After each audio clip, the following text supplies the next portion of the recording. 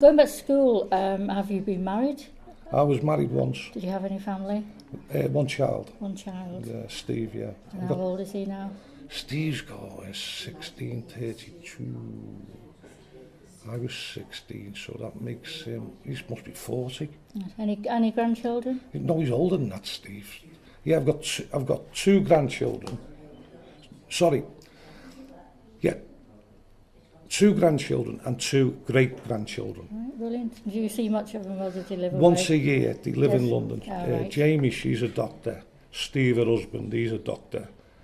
And two kids. I was made up. They named the little fella after me. They called him Stevie. Right. So that was a real nice compliment. And we've got Alex, the little girl. Yes. So they're happy. Good. But I only see him once a year now. Yeah. Or maybe twice. Yeah, good. Your first home, did you have your own home or did you rent a property?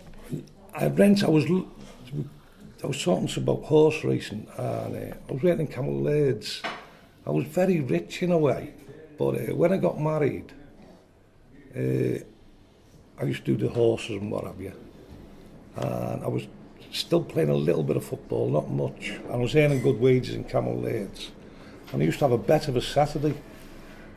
And lucky enough, this one particular Saturday, I won £4,000, which was a lot of money in 1972. And that enabled me to buy the house I was living in, renting, and the one next door. Smashing. So you became a property sort of magnate very early in your life. About a year after that, I got divorced, or process of it. She got one house, I got the other house. Yeah, but at least you had somewhere to live then. Oh no, I just sold mine on and went travelling. Right, yeah. Right. Can I just recap on the above that one of the first questions I asked you was sort of about family, and you talked about your mum.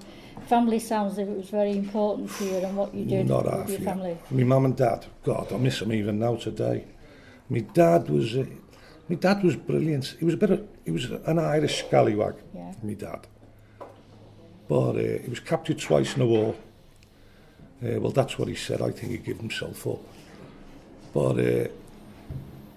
He was a bit of a fortune teller, my dad. He could tell you things that you wouldn't know. He even predicted to the time and date when he would die. And he told everyone. And he was spot on it. It worked. Good Lord. Yeah, the judge told him what time, but we didn't know that at the time. Yeah.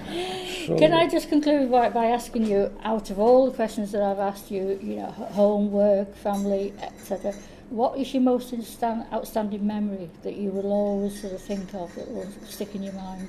Scoring a goal in the FA Cup proper against Marine for South Liverpool. And when was that?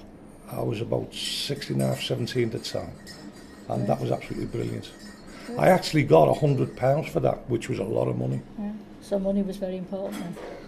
Money wasn't important to me, because as I say, even up to the age of about 18, 19, I didn't need my wages because we had a little fiddle going on over the scrap. And what else? And I was getting expenses off the football. So my wage packet more or less went to my mum.